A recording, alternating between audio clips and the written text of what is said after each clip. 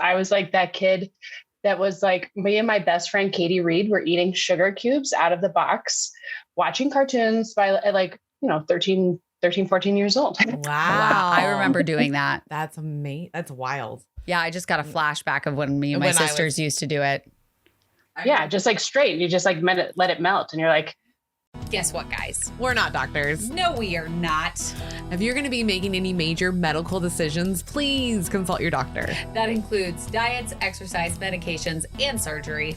We love you guys. And we want you to continue to be in our OSLP family forever. So be careful and consult your doctors. We all need our vitamins after surgery, regardless of what you think. Yes. It's a must. Yes. So why not choose the easiest and the best tasting in the community? Seriously, it's ProCare, guys. ProCare is so delicious. I use their chewable for over a year. That's how I know. Yes, and I love their capsules. Yes. Love them. They're once a day. I take them at night. Easy peasy, and my labs are fantastic. Yeah, our labs are great, and I've actually switched to the capsules, and I take those at night now. So if you guys need your iron, they have them with iron, and they have them iron-free. They even have calcium chews. Yes, the calcium chews, perfect. They have mocktail ones, chocolate. They have also some caramel and a cinnamon roll. They're freaking delicious. So go over to procarenow.com and use our code OSLP to save some money. Prepping and measuring your food post-op is a beast all in itself. But Portion Perfection has actually made it super, super simple. They have bowls, plates, and even a lunch bag called the Kit and Carry where you can have all of the system ready to go. Yeah, we love carrying that thing around with us. It's so much easier to pack your lunch, your snacks, especially when you're on a road trip. That thing is a lifesaver. Yes. So if you want to get these things to help your journey, just go over to portionperfection.com and use our code 15OSL pod. And again, that's 15 OSL pod. And you can also go over to our Amazon storefront to pick out any of those that you would like to use. Welcome back, OSLP family. Welcome, welcome. You are listening to our Sleep Life podcast, and this is Kelly. This is Mel. And we got an award show. Do we? Yeah, we do. I never knew about it. It's less than 80 days away. Literally today, it's 80 days exactly. Really? Yep, it's on the counter. So yeah, we are less than 80 days till the Just Be You Bariatric Award Show. It is the first ever bariatric award show. Yeah, well, we did one last year. Yeah, but it's the first one. Like, we made it.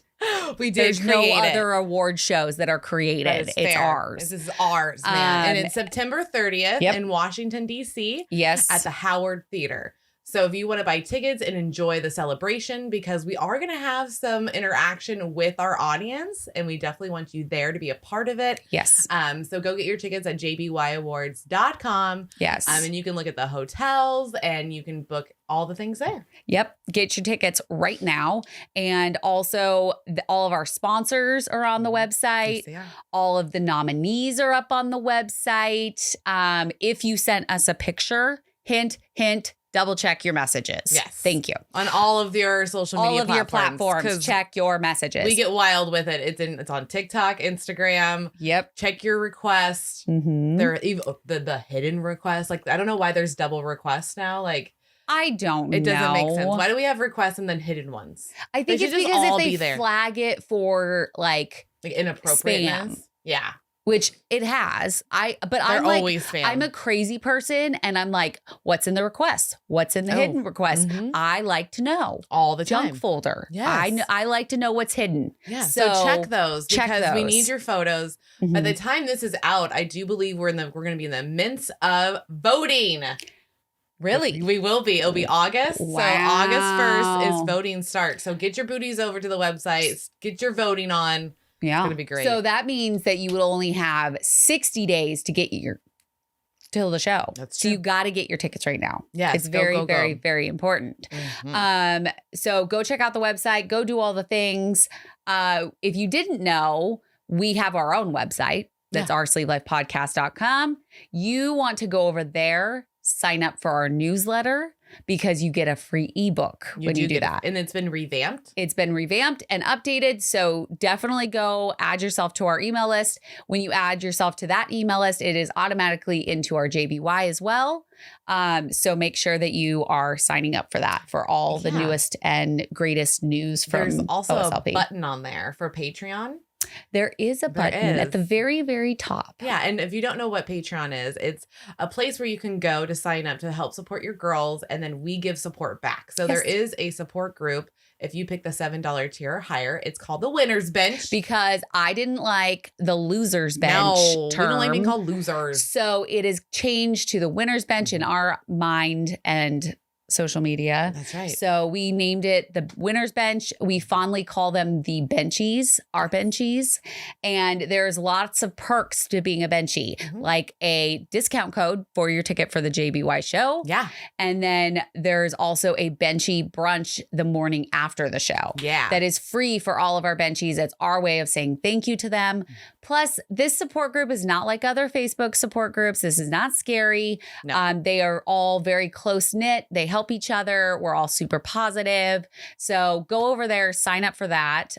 You're going to find that at patreon.com/OSLP. And then Mel, what's the final thing they need to do? Well, before I go to the final thing, I just want to let you guys know for the Benchy Brunch, it's on a rooftop. It's very important that you She's go. very excited about this. I'm very, very excited about this because we got to go see it. We did get to go see it. Yeah. And actually, we do need to post that little video in the Patreon and Benchie's group. I did some fun things where we're going to have the dinner or the brunch at. So I just want to let you guys know. She's such a nerd. There is a free way to support your girls. Go over to your YouTube. It's on your phone, already preloaded. Click the button. Type in Our Sleep Life Podcast. We're the only ones there. So go ahead and hit subscribe and a little bell. And then you get videos like these every single Tuesday. It will be released to you guys. And you get to see our pretty faces. Get to see our pretty faces. And then you guys would know this whole time we have a lovely person just waiting to be introduced to hang out with us for an hour. Yes. So let's go ahead and bring her on. Welcome on Renea Paulsen. She is the Sugar Detox Coach on all social media. So check her out. And thank you so much for being on, Renea. Yes. Thank you. Thank you so much for having me. Beautiful ladies. I really appreciate the opportunity just to speak to you and your crowd and give you guys some tips on really crushing cravings because that's what I'm all about. Yes. I love it. We need help. We need help with this. Every day I have a craving. Everybody. So let me just tell you, you're not alone. And that's like totally normal, especially for today's society. Myself, like I've struggled with my weight for over 30 years. Wow. I was always the bigger kid. My weight was up to 250 pounds after I had kids. And I grew up in a house where everybody struggled with their weight. Yeah. And so it wasn't abnormal to everybody finish their own pint of ice cream. Like that was fine. That was a Tuesday night. Wow. So yeah, when I went to try and lose weight, anytime it was like fighting an uphill battle on roller skates, basically. Like it just felt impossible. And then honestly, one of those last times was, it didn't even like I had my gallbladder removed when I was 25 due to diet, and none of that actually stopped me until I was going to the gas station one day and I was going to buy a Flex bar and a pack of cigarettes. And I made an illegal left-hand turn and I was T-boned on my driver's side. Ooh. And that is the moment in my life that kind of everything changed, but the food part didn't change for a while. I broke my back, my sacrum, my hip. I had a brain bleed. It was like a whole situation. Wow. I had never been in a car accident like that. It was crazy. Oh my God. I actually ended up in so much shock that I pulled myself out of the car. They were like, well, we're going to have to rip your car door off. And I'm like, I want out right now. And they're like, well, you can't do that. And I'm like, watch me. Yeah. Challenge accepted. I will do this. Yeah. Whoa. Yeah. And so I also worked pharmacy for over 14 years, and like deep pharmacy where I did chemotherapy. So going into pain management, I knew what that could potentially look like, especially for someone who has an addictive personality, such as myself. I was, I smoked a pack a day for years. Wow. I didn't get into drugs because I did pharmacy, and they're like, don't do drugs or you're going to be under the bridge. Oh, wow. Yeah. I steered clear of that. So then going into pain management, I was on fentanyl and I was very, very concerned. I noticed it changed me into a different person when I was dealing with my children. And so I ended up where I was checking myself out of pain management, and I was like, I'm going to move to Oregon. I'm so excited. And they're like, that's a horrible idea. You're going to be in so much pain. You're going to have arthritis for the rest of your life. And so I went to Oregon with no pain management, and I was in a lot of pain. And I was like, whoa, this is real. And at the same time, my husband was like knees deep in Netflix documentaries and watching all of those. And he's like, hey, I think that sugar is causing your pain. And I was like, you just shut up over there. Right? Don't tell me know, my friend is really being mean to me and it's hurting me. Seriously. So it ended up, he was like, well, let's try and do whole food plant-based. And I literally made it like almost 2 days, a day and a half, really, and had a full-blown meltdown over wanting a McDonald's cheeseburger, which I was like, that's so random. I don't want that on a regular basis. And so I really found that loop, going into the deep dive of food addiction and what that looks like. And I was like, oh, I'm not broken. Like I'm not, it was like that. It's like a double-edged sword. It's like, okay, now at least I know the monster that I'm dealing with. And so once I kind of was like, oh, here's that monster, let's figure out how to battle it. I already pulled myself out of the car with a broken back. But it turns out food and sugar addiction is a much bigger monster, even than quitting cigarettes, all those things. So, I went at it hardcore and I was like, yes. And I failed many, many, many times. And I tell people, like, you fail forward. Just focus on failing forward, and that you're going to fail. And that's what it is what it is. I lost 120 pounds without surgery or medication. And I put that on my social media, not to ever shame anybody who chooses medication or surgery. It's really more of a beacon for hope, because when I was 250 and I was eating half a pound of brownies every single night and drinking heavy whipping cream out of the container, I felt like there was no hope, there's no way. I was like, I can't do that. Like, I can't look at losing 120 pounds. It seems so overwhelming. And even in today's society, it's incredibly hard, even if you do surgery and medication. And my biggest pinpoint with people like that is like, that's not the end all be all. Even though I did it without, you're doing it with, it's still hard. You still have to put those tools in place, because everything can fail. People will gain weight back. I've done that, where you do the yo-yo and you gain it back and you try and beat yourself up. And honestly, it doesn't do any good. And most of society is struggling with food or sugar addiction in some way, shape, or form. So it's kind of like, let's figure out how to deal with it, because the food companies aren't going anywhere anytime soon, And so we need food to live. So it's everywhere and you have to have it. And so it's very hard to look at an ingredient list and like a McDonald's cheeseburger, you're thinking there's no sugar in there. Like it's a cheeseburger. Right? No, I make those at home. I don't put sugar in it. There is. And there's the fats, the salts, the sugars. And and you can correct me if I'm wrong, but that's where a lot of our addiction comes from, is those three things.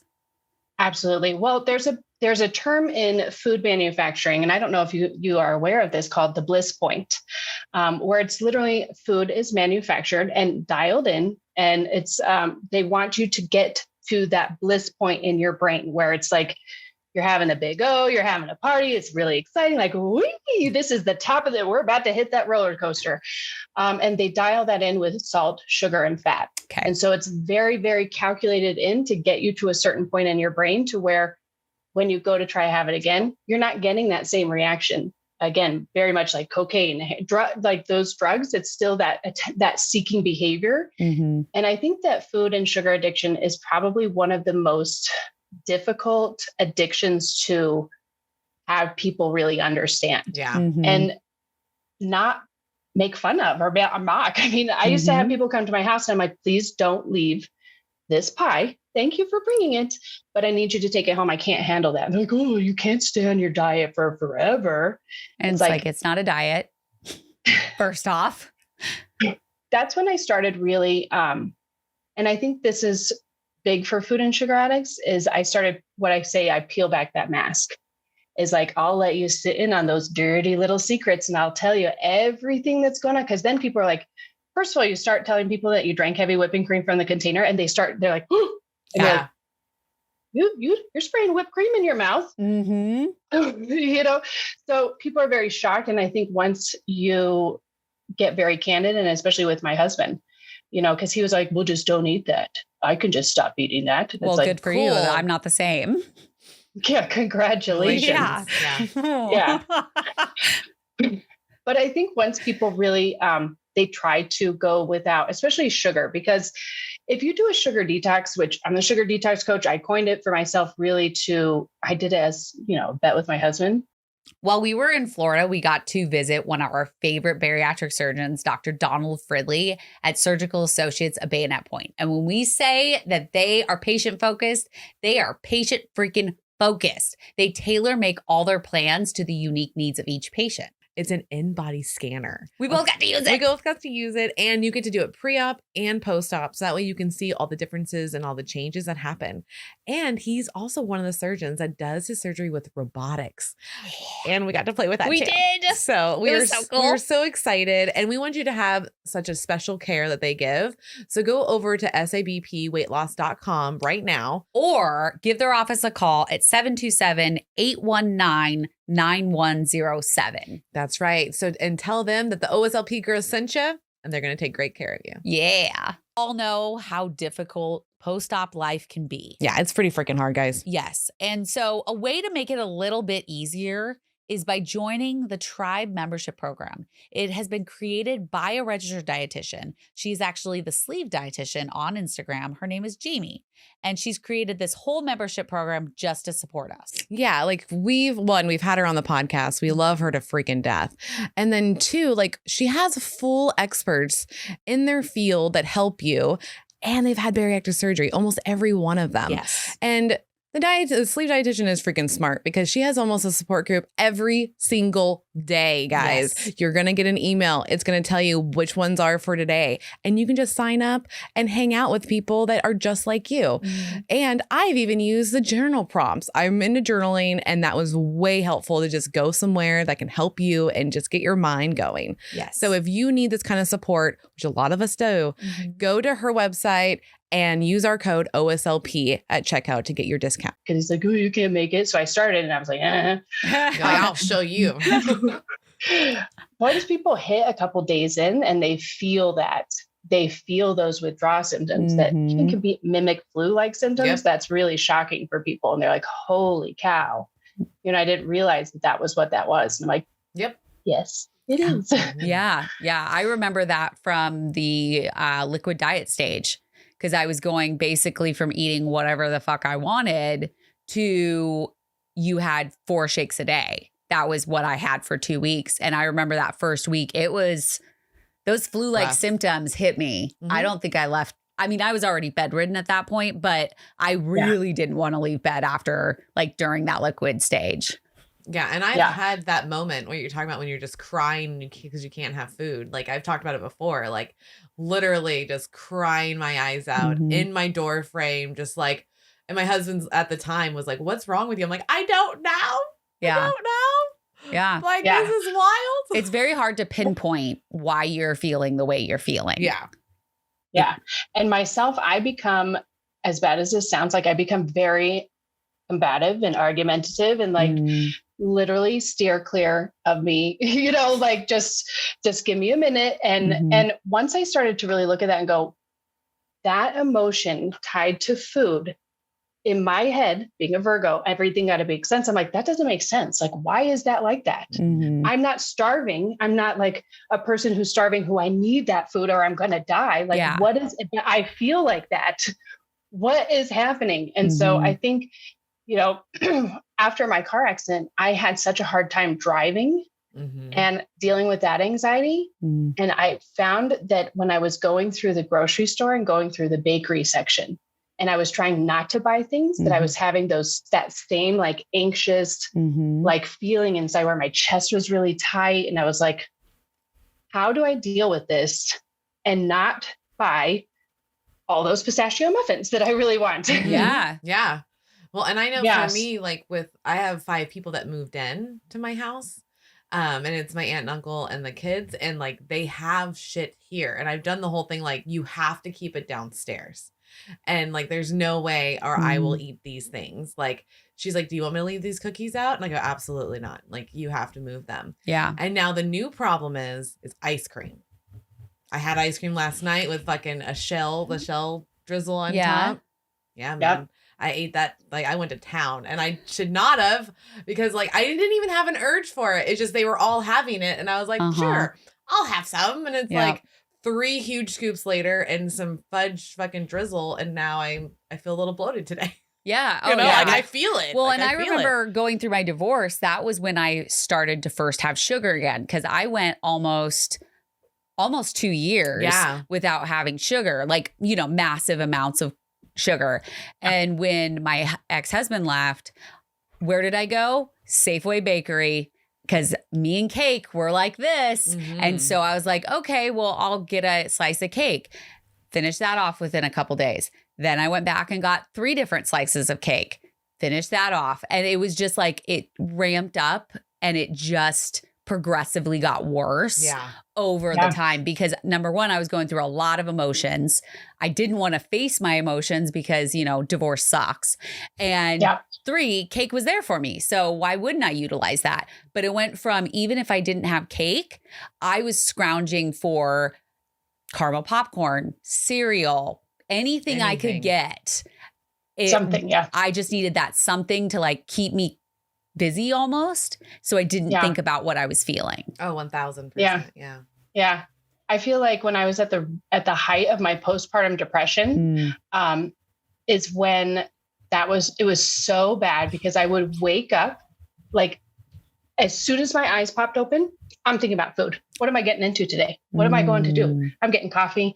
And I would start planning. I'm getting Dunkin' Donuts. I'm going to hit this. I hit this for lunch. And I would literally hide. I would hide. My husband would go to work and I would just hide. I'd get the coffee, hide the cup, get whatever for lunch, hide whatever, and I would just hide. And then he would come home, and he was a little bit bigger too. So he would just feed off of me. And I'm like, I'm making brownies. So my kids would go to bed smelling brownies every night and wake up and they'd be like, where's the brownies? I'm like, no brownies. Sorry. Yeah.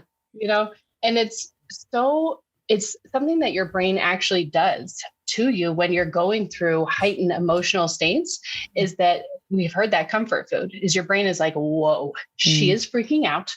And like, we just need you to woosah. And so what can we do? It's like the Band-Aids, like the brain is like, oh, here, cake, more cake, put the ice cream in the microwave and drink it down. My father-in-law saw me do that one time, and I finished my pint of ice cream in front of him, and he looked at me horrified and was like, you finished the whole thing? I'm like, yeah. Aren't you going to finish yours? And he's like, no, I'm going to put it in the freezer. And I was like, what is that like? And he's like, you've never done that? And I'm like, I can legitimately say, I don't think I've ever done that in my entire life. And he's like, I don't even know what to say to you now. And I'm like, ugh. So that's why people, when you start to really hide things. And one of the best tools, honestly, that I came up with and developed for cravings in that moment, and it works for so many different things that it's not even funny, like panic attacks, anxiety attacks, toddler tantrums, road rage, anything. And it's because it's backed by science. And the way I came up with it's called the red balloon trick. It's my absolute favorite. This is my 4th child. After my 2 children and my husband, this is my 4th one. That's fair. Yep. He looks at me every time I say that, and he's like, you have to say that. And I'm like, yes, because everybody thinks it's funny, and it's true. I love it. It is true. It is so true. It is. Yeah. But I was watching, I was really in Oregon. I was trying to figure out how to lose weight. Honestly, I was like, I'm going to go to Mexico. I'm trying to lose weight. It really wasn't about health in the beginning. It was like, I want to fit in a nice bathing suit. I want to lose weight. How am I going to do this? Because I can't stay out of McDonald's drive-thru, and I don't even want to go there. Yeah. And my kids were watching that movie Home about like the aliens and whatnot. Oh, yes, I love that movie. I love it. So the Charlie XCX song was on that red balloon. And it's talking about if you could put your troubles in a red balloon and float away. And I'm like, yeah, if only that were really true. Yeah. And I just kept toying with this idea. And I started, like I said, using it for driving anxiety. And what I ended up doing is I'm going to tell you how it works in your brain first. Okay. There's 2 ways, because you're going to use visualization and a deep breathing technique. Now, I always tell people, practice this before you need to use it, because when you are freaking out or you're in craving mode, or you're like looking at a bunch of Nutter Butters in the grocery store, you're like, I don't want to hear you. I don't want to hear you. I didn't practice it. So whatever, I'll do it. I'll do it another time. So practice it beforehand. But what you end up doing is you take visualization and you take those feelings and you sit with them. All right, what am I feeling? Is it anxious? Is it craving? Is it I want it? Is it emotional? It doesn't have to be like you don't have to name it. Just have those feelings and recognize them. And then you're going to take 3 to 5 deep breaths in through your nose and out through your mouth.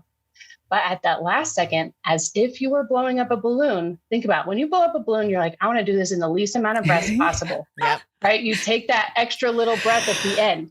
And what that does is it opens up those little tiny sacs in your lungs that are filled with CO2 that haven't been opened up. Right. And so you're going to push it on. You're going to visualize creating that picture in your brain that you're breathing those, you're pushing those out through, and you're putting them into a red balloon.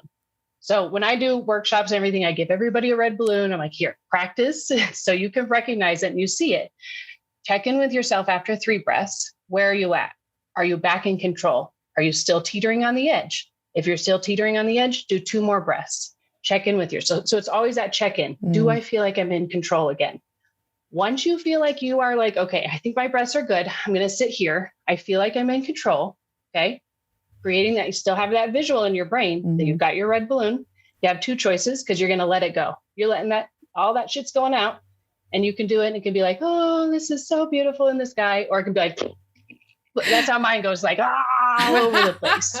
And you let it go. And that takes you from your brain here in craving mode, which is your hippocampus. That's anxiety, road rage, where you're just like, I don't know where this feeling is coming from, but I want an Oreo right now. Yeah. Yeah. That's where those are. So we're in freak out mode. That's what I call this brain. Hippocampus, you're in freak out mode. She makes real bad decisions. She has the extra glass of wine. She calls her ex at 3:00. She's like, I miss you. She makes really bad choices. We don't want her to make any choices, especially not in the grocery store.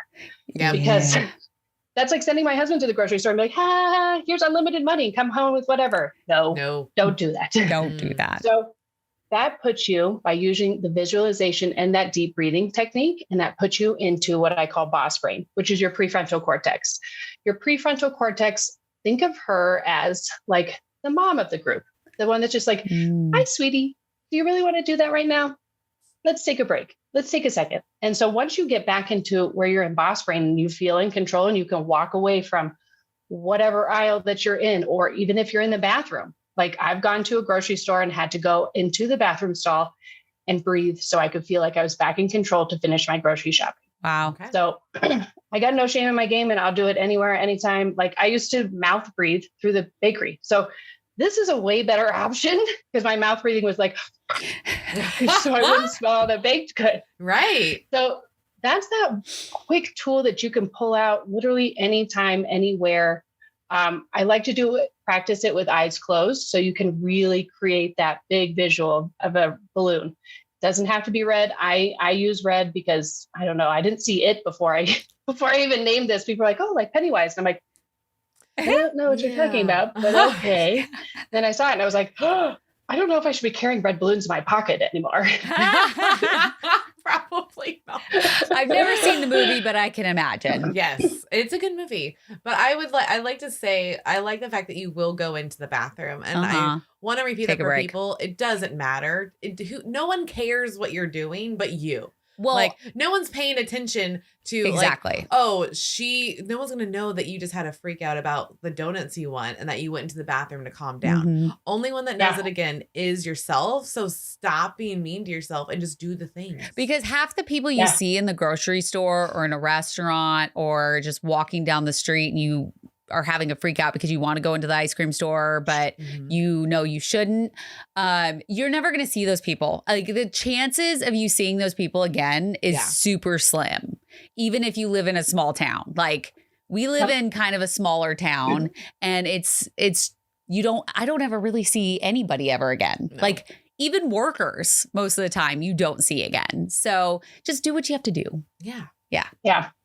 Yeah. And honestly too, and I think that because I carried so much shame for so long, that once I found out that I was struggling with food and sugar addiction, and that the way that food is manufactured in this society is set up, is that's what we're dealing with. And it's running rampant through the US. Yeah. So once I figured that out, I became, and this is me, I'm very vocal and I don't like to be told what to do. So I took it as food manufacturers are trying to get me to do something I don't want to do. Yep.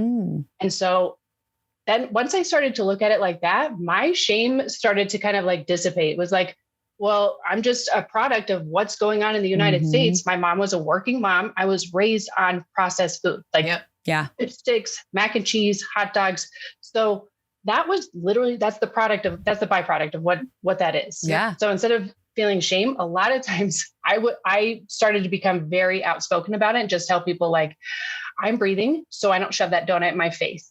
Yep. Can you please remove it? And you'll be so surprised how many people are like, oh yeah, I feel like that too, or I'm struggling too.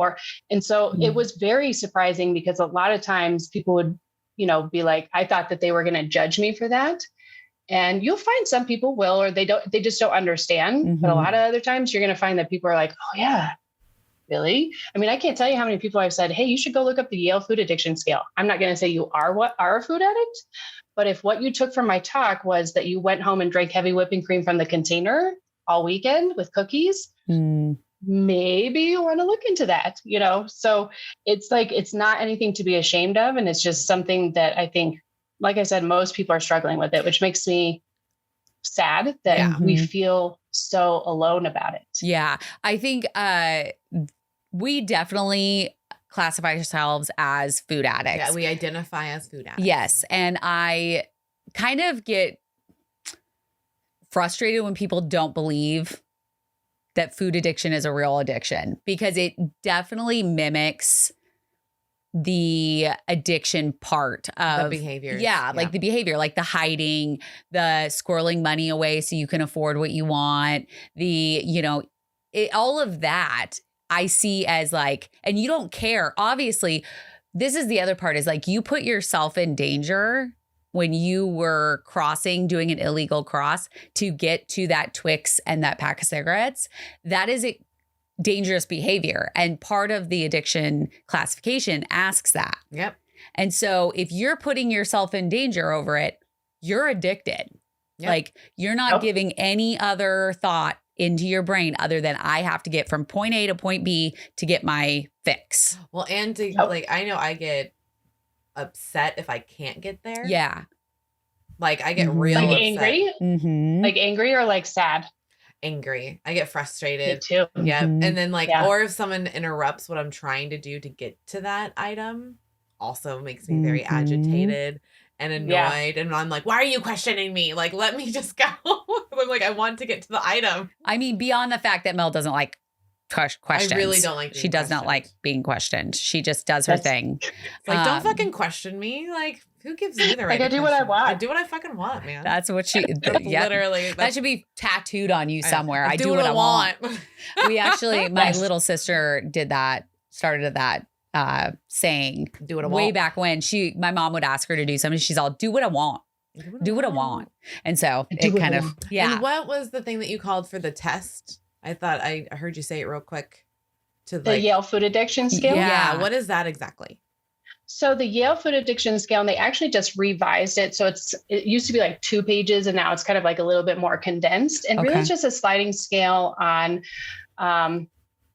eating behaviors and feelings and things like that. So when you're like, it's like, on a scale from 1 to 5 versus like often or very rarely, how much, like an example question, how much do you overeat when you intend not to, or how much are you eating when you're bored, emotional, feelings towards foods and things like that. So it's a pretty good gauge if you're struggling with food and cravings. And there's a study out for food addiction that talks about how it affects people differently. two different ways, which the food is just made to be highly addictive. So that's just one way. And I think that that's what a lot of men deal with because they're like, well, if you just stop eating it, then you'll just feel better. And you're like, thanks. I never even thought of that. Thanks. Yeah.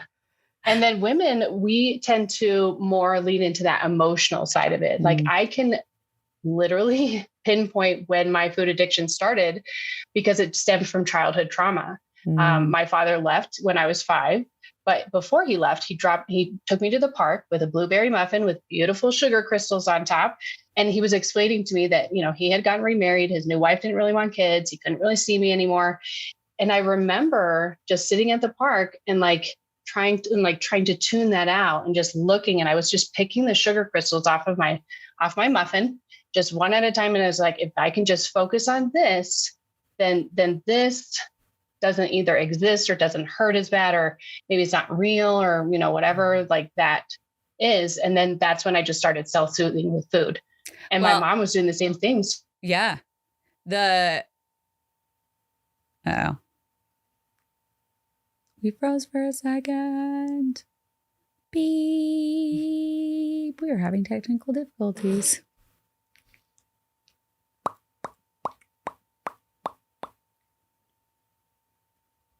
Renee, are you there?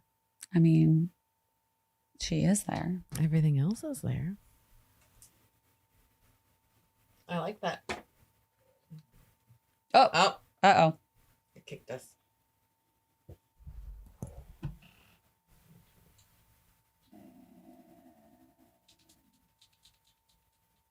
It's trying to connect.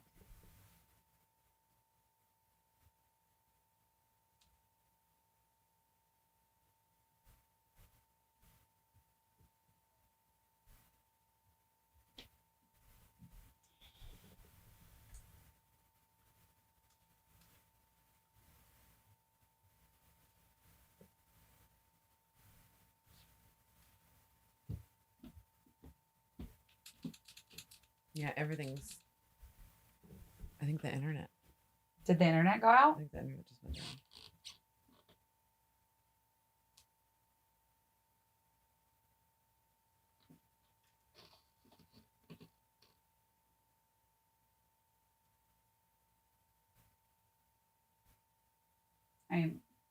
Maybe.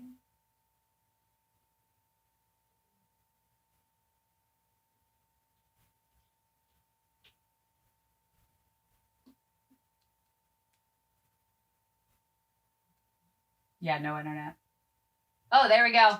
And say it just kicked on my phone. Okay. Recording in progress. Okay, we're back up and running. Apparently the internet went down. Just for like a hot second. We're like, fun times. I was just messaging you saying, we are still here. We are still here. I figured you guys were coming back, so I was like, it's okay. I'll just sit here. It'll be fine. Yeah. Yeah. No, we're good now. So you were talking about your dad giving you the muffin and that your mom was doing the same thing that you were doing.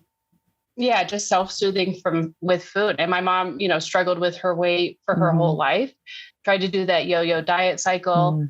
And even now they, still struggles with her weight. So we're, I coach my mom, she's down, her cholesterol's down. So, and it's very much like working with a food addict and saying, here's how you have to deal with things. Like we have to change how you even look at food and the whole gist of it, So you work more of like mindset around food. I do mindset around food. And then even like talking about that nutrition aspect and how to really, feed yourself for the long term. One of the big things when I talk with coaching clients is I don't want you to have to need me for forever. That's not the point. I want to teach you, how to not only lose weight, but then maintain and live a healthy life so you can just keep your life going throughout, live till you're 80, 90, 100. There's a lady on Instagram, Train with Joan, and she started when she was in her 40s and she's been lifting. She's in her 70s now. Wow. And so it's amazing. Like people think, I remember in my 30s and I was like, just feels so hard and I don't feel like I have enough time. And it's like, you can start whenever, you don't have to think like, I need to figure out how to do all this. So it's really it's mindset, it's nutrition, it's working out. It's like literally the entire bag because especially for, even if you're not just struggling with food addiction, but just food in general, and you don't know how to lose weight, because most people don't, we're not really taught, we're only taught yo-yo diet cycles. It's like, that's not the way to do it. So it's just setting people up for, success for the rest of your life, pretty much. I have to say though, your dad's kind of a dick. And I just have to say it because I was like, what the fuck? Now let me take her to a playground, give her a blueberry muffin and say, hey, I got a new wife and she you're doesn't not want coming other kids with me. So cool. hope you understand. Peace out. Maybe you shouldn't be with that fucking lady. I mean, my mom left my dad because he was abusive very early in my childhood. And so you okay over there? Sorry. Went down the wrong pipe. Oh no. Are you dying? I'm good. Okay. My mom left my dad because he was abusive. And so I think that's where a lot of my self-soothing came from too. So I can definitely relate to you on that because I definitely have daddy issues. Not so much anymore. Yeah. I mean, he's dead now. So that kind of took care of that. Well, daddy issues don't go away because they're dead. Yeah. Oh, okay. That's FYI. I feel like I healed my daddy issues when he died, and also the way he died, because I was like, wow, karma is alive and well. How did he die? He got esophageal cancer. He never smoked a day in his life. Just saying. He was very, very large man. And once he was diagnosed, from then I know they did several rounds of chemo. He had a feeding tube. He could not eat. He threw up every couple hours. And then he died after 120 days after diagnosis. Wow. Damn, that's wild. So yeah, I mean, we're all in the Dead Dad Club, but we are. All three well, of us? you loved your dad. Like your dad was great. Yeah. Yeah. I mean, it wasn't a great, but he was a better dad than what you two had. Sure. I'll give you that. Yeah. Mine just stopped eating. That's so low. Mm-hmm. Yeah. Mine just stopped eating. So he didn't want to eat. He didn't want to drink. He didn't want to do anything is what my mom said when she told me. But I was like, okay. Like, I don't have a relationship with him. I don't know what you want from me. Like, yeah. Sorry, he's dead. Yeah. Sorry, not type sorry. of thing. Yep. But yeah, I mean, it did play a part, I think, a lot in my previous relationship, my previous marriage. And I think it played a big part. I thought my ex-husband and my dad were nothing alike. And then when it boiled down to it, they were very similar. Yeah. In a lot of ways. Yes. Mm-hmm. Absolutely. Yeah. Because I know mine triggers from childhood too. Like, because my parents would just fight a lot, like a lot. Mm-hmm. And the things I've seen are pretty wild what they've done to each other. Well, and you even came up with why you were eating saltine crackers. Yeah, because that's what I would do. When they would fight. She would sit on the couch and eat saltine crackers. I would like that's either self-soothing. Yep. Mm-hmm. I would just do that. And so now I can't have saltine crackers at all in the house because I will literally eat a whole sleeve without even realizing it'll be gone within like 10, 20 minutes. Yeah. A sleeve. Guys. Yeah. Because it's a slider food. Like that's what it does. If you put a cracker in water, it's going to be gone just like that. Yep. So that's what I would do is my brother would protect me. He'd put me in one of the rooms and then I would have crackers and I'd watch something, or I would just like try to tune out music, all the craziness that was happening in the other room. Mm-hmm. So yeah. Isn't it crazy how like some of our coping mechanisms, like we carry them forward and then we're looking at them, we're like, oh, how do I unpack like all of this and put you back together again, you know? And when my father died, I actually went to the memorial service and I sat there and listened to all these people stand up and talk about how great he was and what an amazing person he was. Oh. And I think that was just part of that healing journey. Cause I think to a lot of people, he really was. And and he didn't have any other kids. So I think it was just like, I just can't deal with like that responsibility of like life. So I was just like, all right, you know? Yeah. That's wild. I think you definitely have to go through a journey of like, for me, it was with therapy and working with Jamie, the sleep dietitian. Between both of them, it was almost like they broke me down and now I'm kind of building myself back up. Yeah. Cause I had a conversation yesterday with my therapist and he was asking me, cause we've only had one therapy session in 6 weeks cause he had surgery and then when we were gone and all this stuff. And I was like, he was asking me how I did while I was gone. And I was like, I feel myself getting stronger. And 3 months ago, I never would have said that. I would have been like, nope, I can't, like, I'm not strong enough. right now. Yeah. And I feel myself getting stronger, and I feel myself really learning why I do the things that I do and what am I trying to accomplish with that. When I wake up in the middle of the night and I'm reaching for something, and it just came to me the other day too, is that the reason why I don't sleep good is that my dogs aren't with me. And they were with me for so long. It plays a factor. Yeah. It does. Yeah. So it's interesting how your brain kind of can figure it out later on. Oh yeah. Because there is triggers throughout your life that will affect you later, whether you like it or not. Oh yeah. It'll just come to you. So what do we do? Because reading all this stuff about you, it's really helping people to beat their cravings. It sounds like that's the main thing. How can you give us some tips and tricks? How can we do that? Well, so besides the red balloon trick, so now we've got you back in control. If you're in the grocery store, you're out at a barbecue or anything like that. The next thing that I really like to teach people to do is what I call the grab and flip. If you've ever watched Legally Blonde and the bend and snap, trying to get a man. Yeah. But we're getting something better. So it's really just that grab and flip and getting used to grabbing items and looking at the nutrition label. And that's something that their food manufacturers are banking on you not doing that, because they can put all of the things on the front, like all natural, organic, all of those things, they're marketing terms to get you to buy that product. And so looking at that nutrition label and starting to get comfortable with it and starting to really look at what's going on here. And I think with the nutrition label, first of all, we're programmed to look at calories, right? They're always in big bold. They're the biggest one on the label. And that's actually one of the last things that I look at, ironically, because people are like, really?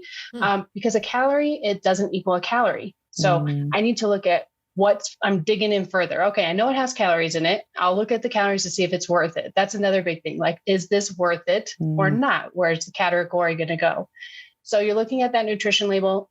The sugar detox coach, I always look for the added sugar. What's this looking like? Especially for women and kids, the threshold is 26 grams of added sugar every day.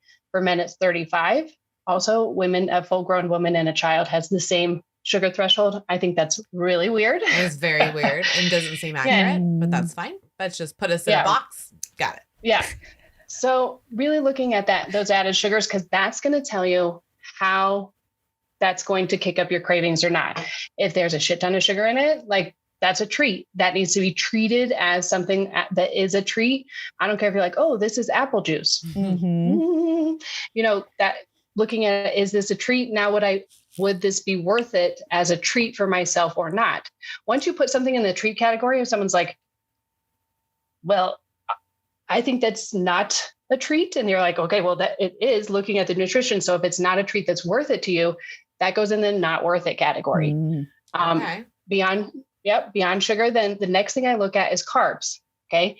And carbs and fiber on a nutrition label, they are besties. So we want to look at those together and make sure you're looking at a good ratio for that is a 10-1. So 10 grams of carbs per 1 gram of fiber. Okay. Because that's going to tell you that fiber, your body doesn't digest fiber. It helps you go to the bathroom, but really also what it does is it helps bind up that food to keep it moving through slowly. But inside of your small intestines, there's these things that are called villi. And think of villi as like their little fingers on the inside of your intestines that your food moves through. Okay. And so fiber is slowing things down so that it can get the nutrients, because that's where it's pulling, oh, here's protein, here's sugar, I need to put this here in this part of the body. So if you don't have enough fiber, you've got things that are going to spike you up really fast. Those carbs, that'll be a simple carb, spike up that glucose really fast. So there's nothing to slow it down. So then it'll drop you down really fast, which is where you're going to hit cravings. And you're like, I'm tired. I feel like I need a coffee. I need a pick me up. And that's where that craving is going to come from. Cause you're like, oh, let me just grab a handful of M&Ms. That'll pick me right up. And so you start to ride that wave. So looking at carbs and fiber, obviously right after you look at that, you want to see how much fiber is in there. For women, we should be getting about 25 grams of fiber per day, 21 to 25 grams. If you don't have a gallbladder, it's more in the 25 grams, which I don't. I do not either. So I do. Yeah. Okay. Do you want to know why that is, that we need more fiber? Yeah. So your gallbladder is in charge of holding bile, right? Mm-hmm. It's like little pocket. So once you don't have that, then bile is just dripping into your stomach and your small intestines all the time. And bile is highly carcinogenic. Mm-hmm. That's where you'll see small intestine cancer and also all sides of that. So we really want to bind up that bile and protect the body on the inside, but still get the nutrients and everything that you need going through. And how much was that again that we needed? If you don't have a gallbladder, about 25 grams. Yep. Yeah. Per day. Per day. Per day. Okay. No, for a week. I wasn't sure per meal. Butthead. God. Okay. Good to know. 25 good to know. grams per day. Per day. Okay. Per day. Got it. Yep. Per day. And one of the best ways that you can track your food to see what you're actually getting nutrient wise, I like to use the food tracking app Chronometer. Oh. They have a web-based version, which the web-based version, if you're looking at for nutrients, it's a lot easier to read, Okay. but it shows you the breakout of your macronutrients, but also your micronutrients, your minerals, your vitamins, the fiber that you're getting, all of that stuff. So it gives you a better picture of the food that you're actually eating. Oh, I love and that. what it's going to do on the inside. So if you have those carbs or those simple sugar that spikes you up, that's going to spike your cravings up. It's going to dump you down. Then your brain is going to be hunting for things on that dip. Okay. So even if you're like, I can handle this, your brain will try to out trick you at every angle. Mm-hmm. So it's really important. If you have enough fiber, you're going to be full. The next thing on a nutrition label that you want to look at is protein.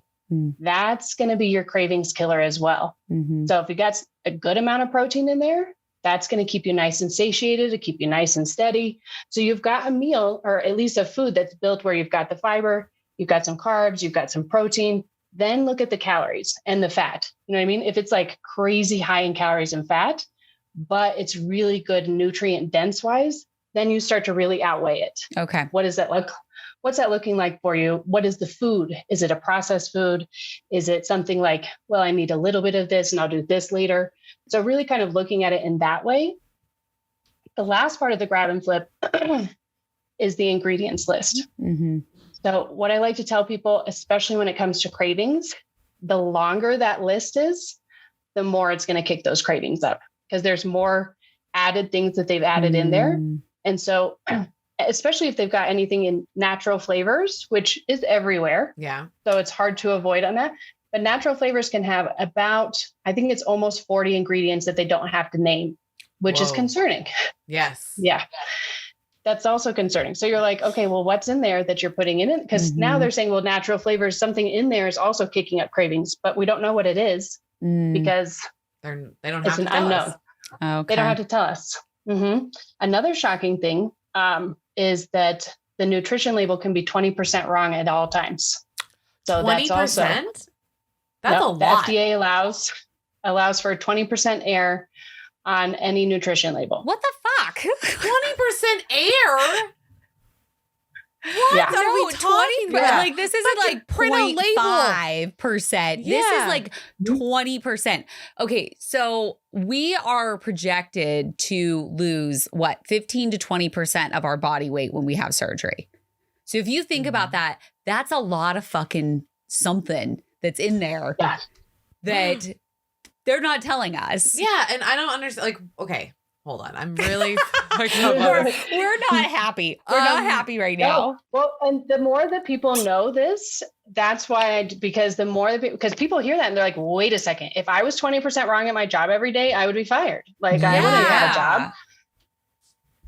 Like, I allowed. understand a 5 to 10% error. I'm okay with those. 20.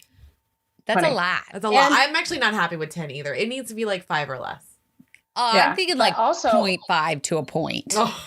Like also anything that is 0.4 grams or less, they don't. and per serving, they can put it at 0. I knew you were going to say that. So I have a question. So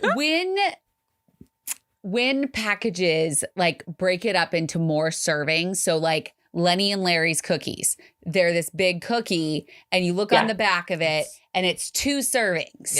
On it. So you flip it around and you see like, oh, it's 150 calories. Oh, that's not bad. And then you're like, okay. And then you eat it and then you're like, why am I gaining a little bit of weight? And then you realize it's 2 servings. So do they do that on purpose so that they don't have to Yeah. The other thing on the nutrition label, I wish I had one here, right? But I don't have one. That they can do. If you look at a nutrition label, you see those percentages, right? Yeah. Those percentages are based off of a 2,000 calorie a day diet. Correct. That's why, like, if they put, oh, well, this amount of sugar, and because the FDA has said to have less, that you could have 10% of your calories come from sugar, that's where that percentages are coming from. So they can put a lower percentage on there and say, oh, well, it's only 20% of your daily sugar. But really, if you look at it, and like for a kid, it's like, oh no, that's like 85% of your daily sugar. That's like, it's so they got a lot of tricks that they play back there. They're a bunch of manipulator little bastards. Yes, they They're are. liars. Because if you think about it though, no one's on a 2,000 calorie diet anymore. Like, not really. Women are supposed to be anywhere between like what, 1,200 to 1,500, and then like dudes are supposed to be like 1,800 to 2,000. Yeah, but if you think about it, for bariatric patients, yeah, we can barely get 1,000. Especially in the beginning, you're eating like maybe 400 to 800, depending on where you're at. Which none of that is wrong, by the way. If you hear that, if you're 400 or 800, it doesn't really matter. No, you're still getting nutrients.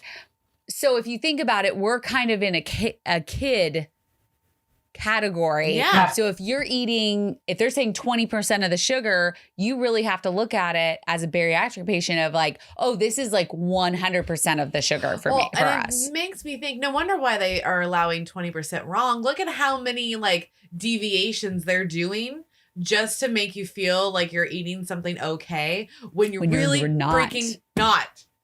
Yeah. Yep.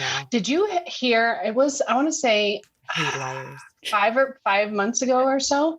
So there was a study, and the news, everybody got in a whole big uproar about this study and this food study that said basically Lucky Charms were as healthy as chicken. Right? Did you guys see that? No. Okay, I'm going to send it to you afterwards. Please do. I looked into this study because they have everything labeled from like a 0 to 100, right, on this scale. Okay. So like chicken, and so like the top parts that were closer were like have these in limited quantities, and like the middle parts were like these are okay, and like these foods down here like eat whenever you want, right? Okay. So they put Lucky Charms and grilled chicken breasts on a 77. They were like right there together. And so I looked, and I'm reading this study, and here's what I fear that they're banking on that they might change, is because the food labeling system, they can put whatever they want on the front. Those are marketing terms. Yeah. But they are banking on that people are not going to grab and flip and learn how to read that nutrition label. So they're going to put a number on the front that's a 1 to 100. And then people are just going to automatically going to go in. You'll see, oh, well, this says it's a 77. This is good. And this is a 77. And this is good. And this is an 80. And this is good. And so you don't really know what it is because you're just relying on that. So they can literally lie to us on the front of the box all they fucking want. Yeah. So they can literally. That's a marketing. Have you seen those where it says like macros on the front, and they'll tell you them, but you definitely have to grab and flip because they're lying. They're lying. Mel's whole life is a lie right now. It's like so angry. Well, because, okay, backstory, a little bit about myself is 1, I love numbers. 2, I do have my bachelor's in accounting. So when you take numbers like this, it just makes me angry because 1 + 1 will always equal fucking 2. And I don't understand why they want to keep manipulating numbers. I mean, I get why they're doing it. They're doing it for money and for marketing, but it's like, it's disgusting. Like my mom comes from a generation of, if you put it on the label, it's factual. If you read it in the newspaper, that's factual. She doesn't understand how much society has manipulated things to where now she's at the store thinking she's buying stuff and it's not okay. Like it's very confusing, especially for the older people, because they've been like trained basically to believe everything that's in front of them. And then we're in the generation of like, we have to literally research every fucking thing to make sure we're doing okay. And it's exhausting. Well, it's exhausting. I have kind of a question because my mom is kind of a nut when it comes to organic and non-GMO. Yeah, let's get to the organic because I'm nervous now. I really want to know, like, if it's saying on the front, like, organic, non-GMO. Oh, what's front? Like front, Kelly. If it says that on the front, on the front, it could be that one product, one ingredient in there is organic, and then they'll put organic on the front and you're like, woo. Have you ever seen those labels where it's like, oh, organic carrot, organic, and you're like, whoa, all right, stop jamming that down my throat on the ingredients list. I get it. But they're doing that on purpose because they're like, I said it's organic, but here's all of the ingredients that are organic in it. It cracks me up when they say organic carrot. I'm like, it's a fucking carrot. Of course it's organic. Like in my brain, like, well, because back in about a decade ago, they were making the normal carrot. Like if I grow a carrot in my backyard, it's like a certain size that it will only get to. Really. But the manufacturers though are putting like the GMOs and the stuff to make it bigger. So that's how it's not organic. Oh, I get it, but it's just every time I look at it, I'm like, no, fuck, it's organic. Like it's a carrot. We have to tell people because they're doing all these backhand shit. Yeah. And then now we know that we can't believe that. We can't believe anything. No, they're all liar I like it when faces. I see organic gummy bears. That's probably my favorite. I'm like, okay, awesome. Love it when I can grow a gummy bear outside. Yeah. I'm like, there's nothing organic about these gummy bears. My mom really, truly, I feel like she's half in where your mom is, where she'll believe it if it's on the front. Now, my mom also does a lot of research. She does. So my mom is a very smart woman. She graduated with a degree at like 38 years old. She had 4 kids on her own. Very smart woman. But sometimes I think that she's like, oh, it says organic, I'm just going to grab this. I'm sure. Because if you open up her cupboard, because we used to live together, and I would open up the cupboard and I'm like, what the fuck is this shit? It's organic. Like, it's all organic. It's like Annie's or like those little microwave meals that say that they're like organic. The Amy's. Amy's, yeah. And I'm just like, oh, I don't know. I just feel like if you're going to get a TV dinner or microwave meal, like just buy whatever. Like it's all in the same category to me. And I don't know if that's accurate or not. Well, I'm sure a lot of people at home are frustrated with that because like we shouldn't have to do this much research on our own food. Yeah. Yeah. Yeah. So. Absolutely. That's the biggest thing. And even when you start to look at ingredients lists, you know, a good rule of thumb is like, if you can pronounce it, then if you can pronounce most of the things, great. If you can pronounce all of them, awesome. That's a great food to get. You know, once you start to hit those things that you can't pronounce, it starts to get really hairy, especially with cravings. And one of the biggest reasons why is, and this is what you can tell because your parents went through like the smoker's age, right? Yeah. So Philip Morris, once they started to get in trouble in the 80s for cigarettes being addictive and like killing people and like that whole shebang, they started to get real nervous that people are not going to smoke as much as they did. So they bought food companies and they bought Kraft and they bought I forgot Capri about Sun, that. Yes, and they bought mac and cheese. They bought all those food companies. I didn't know that. Already have they had the playbook on cigarettes on how to make shit addictive. Oh, and they have lobbyists too. Like they have the whole thing going. Well, I knew that, but So then they bought food companies. So Philip Morris owns a shit ton of the processed food that comes out that's manufactured. They already had the playbook, and now they have the cheeseburger bill. Which the cheeseburger bill is I don't know if you know the cheeseburger bill is a real bill where people cannot sue food manufacturers for making them overweight or obese. Why do you think this is just my own conspiracy. Food and sugar addiction is not in the DSM. We're hoping that it'll be in the DSM in the next couple of years when it comes out again. But that would not really look super great because then you could start to really go, oh, food addiction.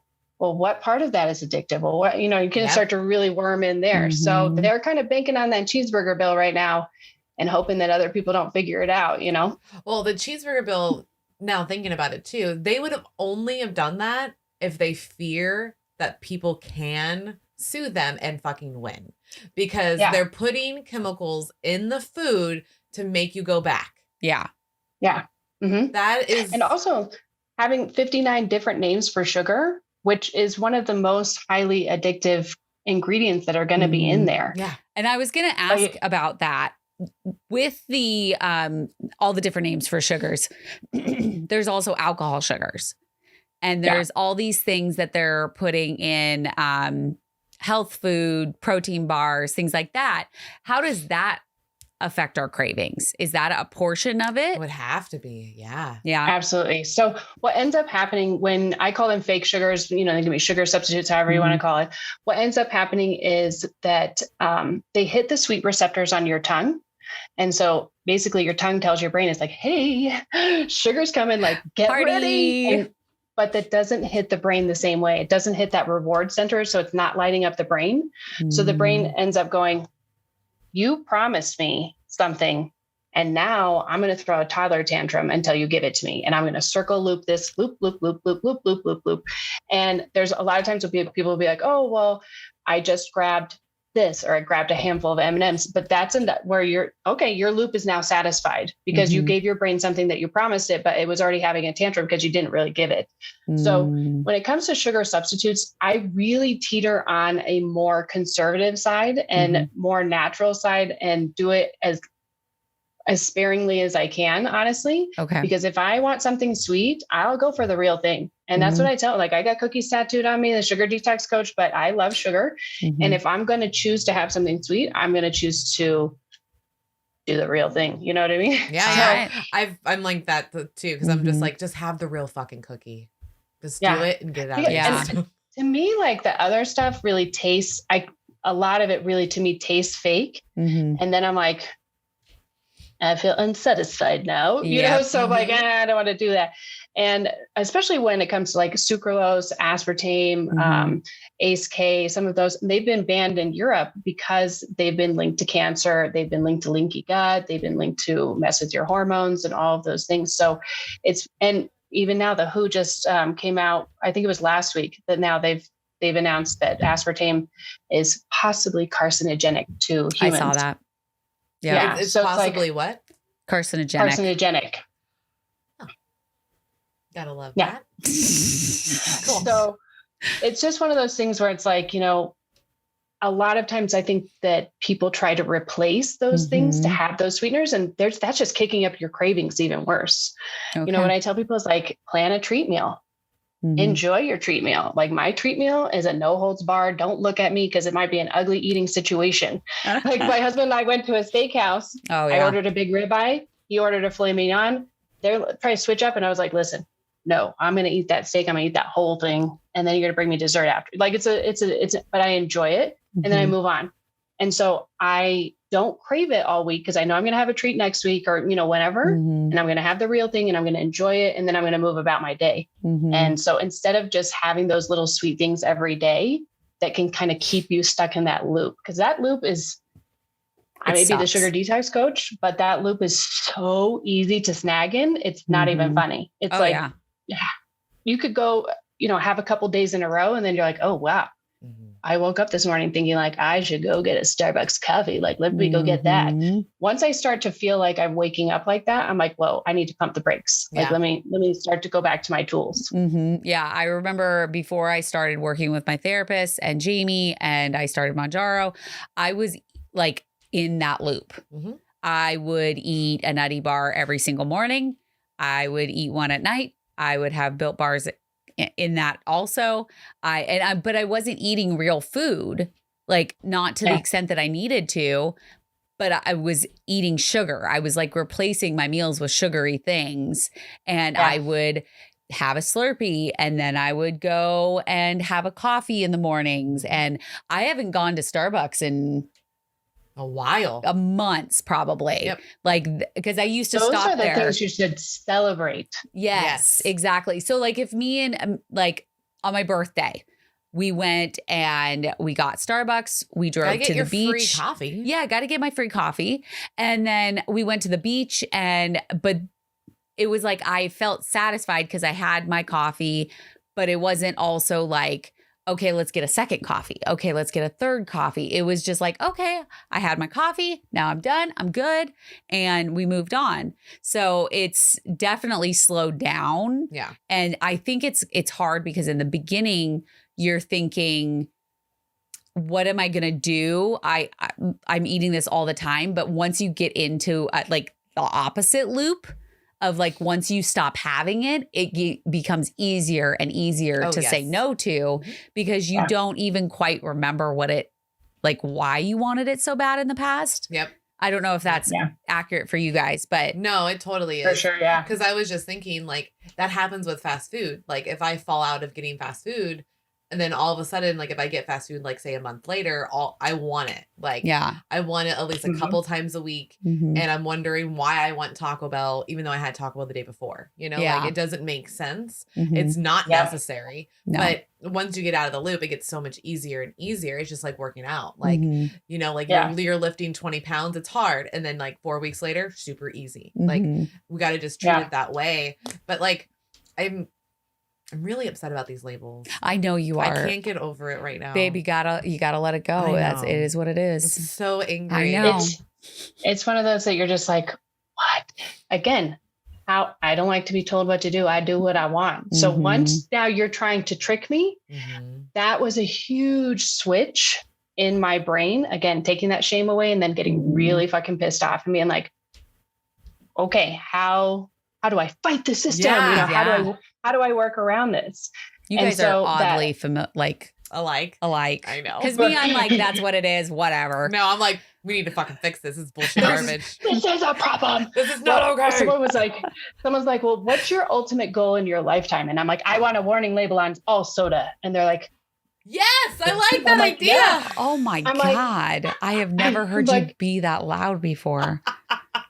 Lord Almighty. You scared me. I used to drink a 2 liter of Coca-Cola every single day. Don't even give me a cup. I used to drink that shit out of the straight bottle. My husband asked me, it's wild. Was like, how are you alive? You don't drink any water. Like, what the hell? You know, so I have those because I feel passionately and upset because I was duped and I was tricked. And I know how hard of a struggle that feels like and how impossible it feels when you're in it. And that's the part that makes me mad is that people just feel so stuck in that. And you're like, wait, let me pull you back this way. Let me help you. You don't have to stay stuck in that. And another tool that I really love to use to set myself up for success in the morning is I call it the Beyonce battle tool. And that's where you pick a song. You could choose it's the same song, different song every day, but the power of music is so incredible. And pick a song that makes you feel good, makes you feel empowered, makes you feel like shaking your ass, you know, all of those things, and take that 5 minutes in the morning, put your song on, dance, sing, shake your ass. Don't do it in the shower because you will fall down. I did that. I did not hurt myself even further. I'm surprised, but and just get that out because the power of music, it reaches different centers of the brain that you can't reach with anything else. I remember when I lived in Oregon, I went to a nursing home across the street and there was a woman performing, you know, the old timer songs. And this gentleman comes in a wheelchair and she starts singing. He gets up, he's dancing, he's twirling the nurse, like the whole shebang. I'm like, this is awesome. Yeah. And, afterwards, you know, he gets back, he sits back down in his wheelchair. He's like this. And I go over and I'm talking to the nurse. I'm like, that's so amazing. You know, that's so great. He got up and danced. And she's like, you don't understand. This man is a catatonic and he will not move from this position for the rest of the day. And he won't move. He didn't move. I put him in this chair in the morning and I take him out of this chair at night. Like the only time that this man ever moves on his own is when music is on. And you're just like, whoa. I fucking love that. How crazy. And I don't know about you two. Do you ever get like when you hear a song that's really powerful, like those goosebumpy feelings? Okay. There's a word for that. It's called Frisian. I don't know how to pronounce it, but only like 50% of people actually experience that. I did not know that. I was like, I do. I'm a music freak though. Like I need to have music on all the time. Like I literally, if we go from the living room has like YouTube music going. And then I'm like, hey, do you guys want to hang out in the back? Because we have a pool and whatnot. She brings her speaker. And I bring my speaker. I literally bring my speaker everywhere I go. Except for Mandalay Bay. They don't Cabana. let you have it. They don't let you have it. They told me to go away. Yeah. And then I came back and I still had it. I just hit it. You know, she does what she wants. That's right. There's something about music that I'm just like, I have to have it. Well, I mean, even our Rising Stars video that we had at JBY last year, like that gave us goosebumps. That song, it's called Warrior. And it is such a great song. And as soon as I heard it, I was like, this is my jam. Like it is telling me to just keep going. Yep. And it was like the one song that I had in my mind. And I was like, Mel, you're not changing it. This is the Rising Stars video. I'm sorry. Like, this is what it needs to be. And It was a great song, though. Yeah, but Great it gave us both goosebumps and like all the songs that we picked that went into the show had some type of meaning to us. Yeah, like because the power of music is very interesting because you can literally change a whole mood for everyone. And it is amazing to like see that with people. And then the fact that we were in a theater and you watched everyone like they were in it and they were excited and you can see people having the goosebumps and I don't know I didn't know that it was only 50% of us get that because I've had that since a little kid. Like me too. Yeah. Not even a thing. I just thought everyone did. Yeah. So I just thought like songs just affect people. Yeah. Like, well, I was a band kid, man. So like I mean I could tell you that I have cried at concerts, like performing, and it's embarrassing. And I'm just like, I don't know why. I just, Yeah. No, it just affects you in a different way. For sure. I do have a question because I've heard this, I think when we talked to maybe a dietitian before, could be wrong. Okay. So don't fact check me. You're going to tell me yes or no. So I've been told that if you try not to start off your day with something sweet, because it triggers the brain to want more sweets throughout the day. What do you think? So what ends up happening, yes, and here's why. Okay. Because if you start your day with a sweet, like here in America, we're very used to cereal, all those things. That's probably one of the worst breakfasts you could have. Pancakes, waffles, all that shit. Really want a savory breakfast. If you want a pancake, there's a way to eat that. I don't know if you follow the Glucose Goddess on Instagram. No, but we will right now. I'm on it. Love her. And she'll teach you how to eat sweets like that, because what ends up happening is if you have a sweet in the morning, even if you have coffee with your creamer without eating first, what ends up happening is that it spikes up your glucose, and that dip back down, when it drops down, is where you're going to hit those cravings. So your brain just tries to recover all day from that dip. So if you want something sweet in the morning, or like if you want to have a coffee with creamer or things like that, or a Starbucks coffee, which I really put that in the treat category. Yeah, that's kind of, especially for a sleeve, that's where it would be as a treat. Something like, even if you want to have a treat, even when I go and have my treat, I'm making sure I have enough fiber and enough protein, enough nutrient dense food ahead of time. So, and fiber, protein, and fat, so that when I have that sweet, first of all, the stomach look like this, right? And so that's packed in here. So it's just going to move everything real slow down through. So it's not going to spike you up, which is not, without spiking you up, that's without that dip, that's where those cravings are, that craving monster lives. So have your eggs, dip crevice. So have your eggs and your sausage and things like that first, and then have a few bites of the pancake is what I understood. Okay. So that's a way you can pair it and you can still be okay, guys. Yeah, you still get that craving. Yeah. I'm glad that I asked that, because I told that to my cousin and I was like, shit, I don't know if I'm right or not. So now you can confirm. But it makes sense though, because she is a sugar fiend and she loves cereal, and she'll have cereal at night. She'll have cereal in the morning. And Shelby. Okay. Yeah. She knows. And so it's like, I told her, she's like, I just don't know what to do. And I was like, if you could at least just start off your day, this is what I told her, 2 things. 1, drink a full glass of water. I'm really firm about that. I think everybody listening should have at least 1 glass of water before you do anything throughout the day. And here's why. It hydrates you. So when you sleep, you get dehydrated, you pee. You need to replenish yourself. That's how I see it. Yep. At least 1 cup. And I did realize all I do in the morning is literally moisturize everything that's gotten dry. Whether that's my body, like literally me drinking the water, I'll wash my face, I'll moisturize my face. Then I go and water all my plants in my yard. Literally everything just needs to be replenished with water. Everything needs to be watered. Everything needs to be watered. And it works though, because that 1 cup of water for me makes it to where like I'm not thinking about food for a little while, and then I feel better. Yeah. Well, and also take this with a grain of salt from her, because she is not a coffee drinker. She does not understand us coffee drinkers that need to wake up and rehydrate ourselves with coffee. Yep, I drink water. Coffee. Yeah. I actually tend to go through phases on coffee a little bit myself. Because because I thought I would never be able to live a life where I didn't just wake up and have coffee, but I love coffee creamer, not really coffee. So I'm like, oh, so I'll drink the coffee creamer. And so right now I'm on my water kick where I'm just doing water right now, even though it's hot and I like an iced coffee and things like that. Yeah. So. Yeah. I'm very most definitely a coffee drinker. Like I like the taste of coffee. I do brewed coffee and then Fairlife milk in it. Yeah. And that's it. And it's like right when it starts to change color, that's where I stop. So it's like, it's very dark. It's very like, that's just me. But true caffeine. My coffee was like this. So yeah, no, that's too much. That's I'm learning that you like cream. Yeah. Yeah. Yeah. And like creamy things and like mayo and some people are like, oh, or like ranch dressing. I told someone that I could survive off bread and ranch dressing for the rest of my life. And they're like, are you okay? I said, well, that's what I want for my birthday. And my mom was like, and it was to my mom. She's like, you really want me to go get you ranch dressing for your birthday? And I was like, yeah. So creamy things, I guess it's just like one of those things. I just love it. I don't know. Do you like do you like non-creamy dressings?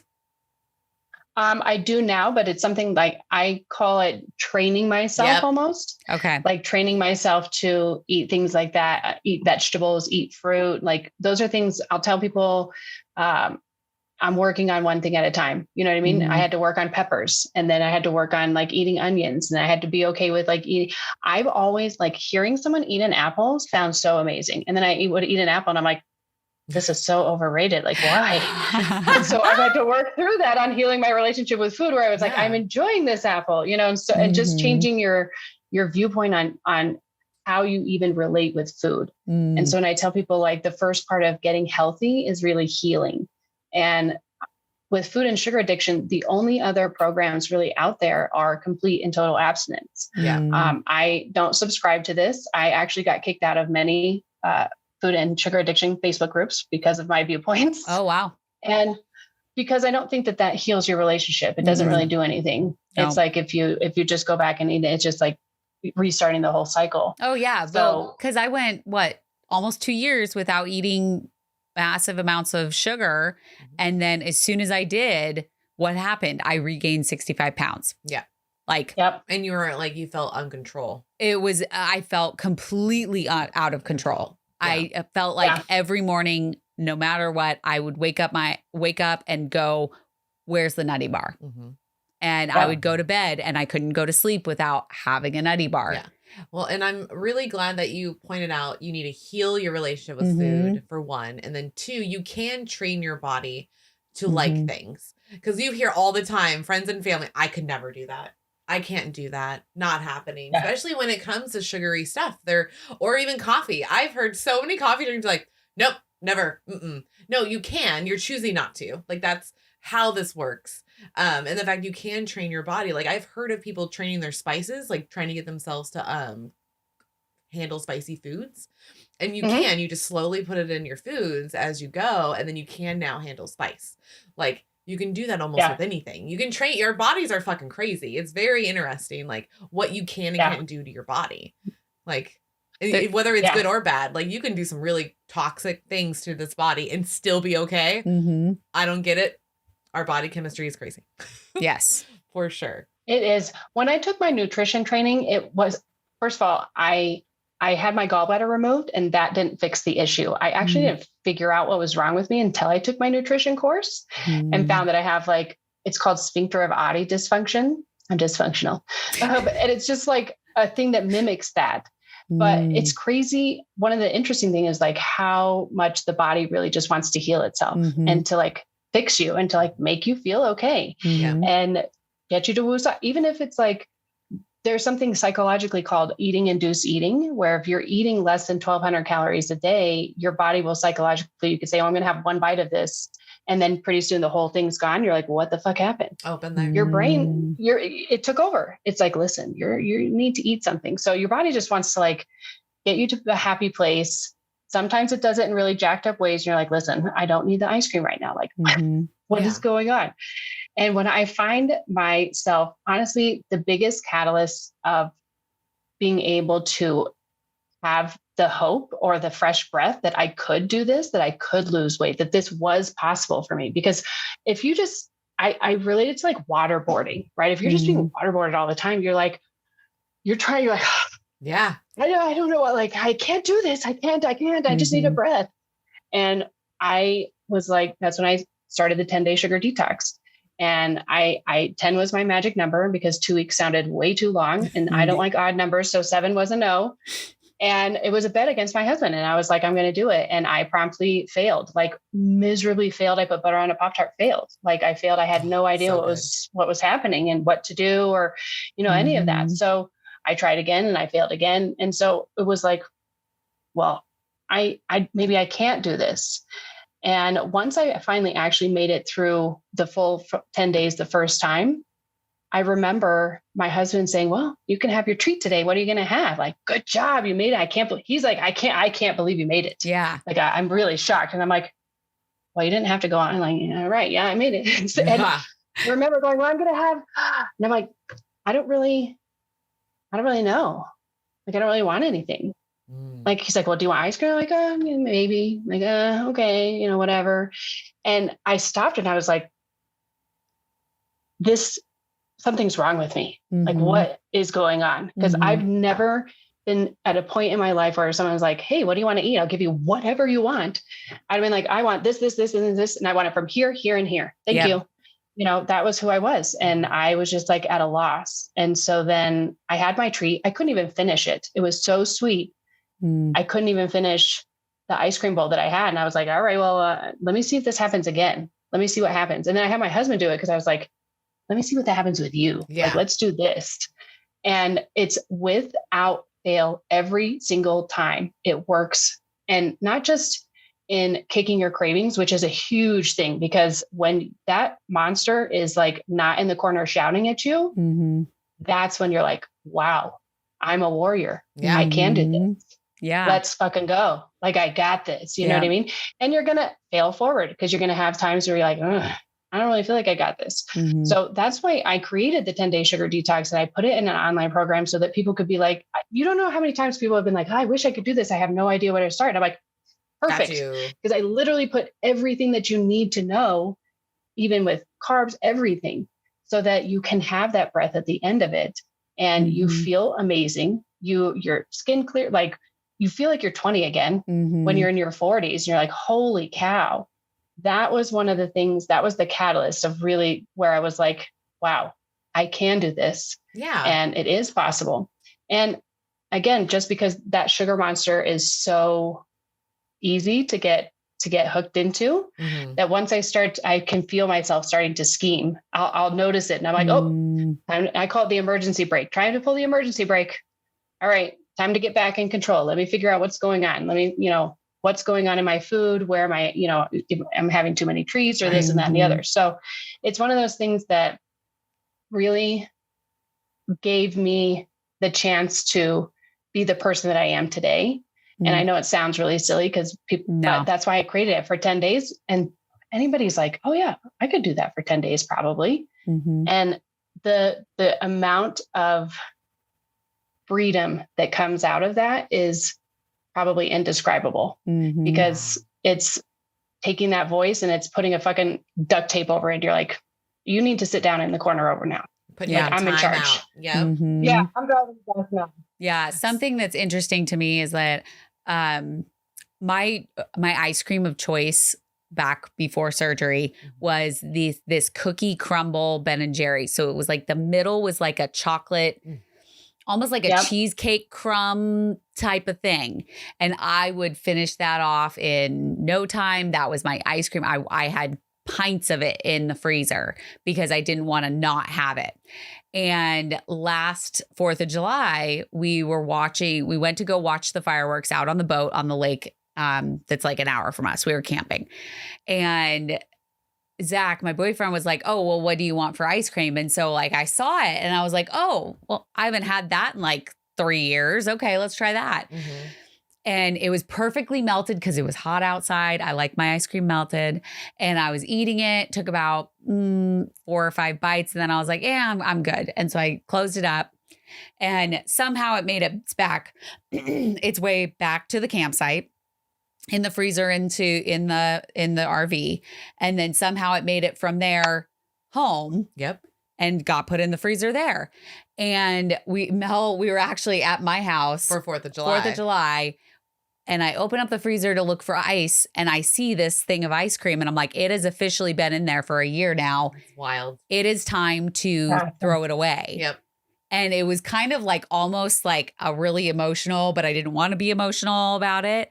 But like the act of throwing that away was kind of like, I'm no longer in the space that I was. Yep. There. Yeah.